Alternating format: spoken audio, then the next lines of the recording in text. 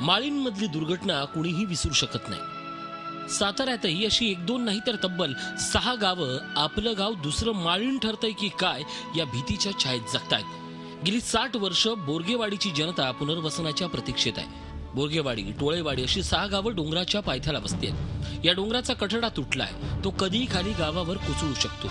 यामुळे ग्रामस्थांची झोप उडाली आहे। रोजची रात्र या गावात जागून काढली जाते। प्रशासन मात्र याकडे दुर्लक्ष करते। पोरांची यांची लय आमच्या गावात सोय नाही। रात्री रथ पडले, आम्हाला उचलून न्यायला लागते ते रातची माणसं। वाहनवाला काय वाहन घालीत नाही रोडवर, रस्ता बघूनच आमची लय परिस्थिती बेकार आहे। चिखलात आम्हाला नडगभर चिखलात न्यायला लागते। गाड्याची सुविधा, माणूस आजारी पडले तर सुविधा नाही, वर जायला उचलून न्यायला लागते। गाडी येण्याचा खाली मार्ग नाही, रस्त्या नाही, चिखल नडगभर दगडी मोठे रस्ते सुटले काही।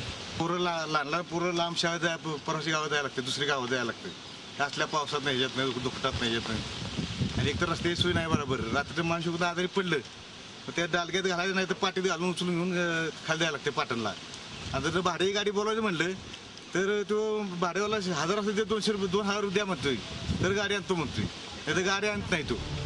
पाटणचे तहसीलदार आणि प्रांताधिकाऱ्यांनी पुनर्वसनाबाबत शासनाला 3.5 कोटीचं अंदाजपत्रक मंत्रालयात दिल्याचं सांगितलंय। मात्र त्यांनी कॅमेऱ्यापुढे बोलायला नकार दिलाय। लवकरात लवकर पुनर्वसन न झाल्यास तीव्र आंदोलनाचा इशारा देण्यात आलाय। प्रशासनाने या संदर्भामध्ये गांभीर्याने लक्ष घालून या ठिकाणच्या लोकांचा विचार करून त्याच्यासाठी आर्थिक तरतूद करून या लोकांचं पुनर्वसन होणं ही काळाची गरज आहे। ही गोष्ट लक्षामध्ये घेऊन प्रशासनाने त्या दृष्टिकोनातून पावलं उचलणं अत्यंत जरुरीची।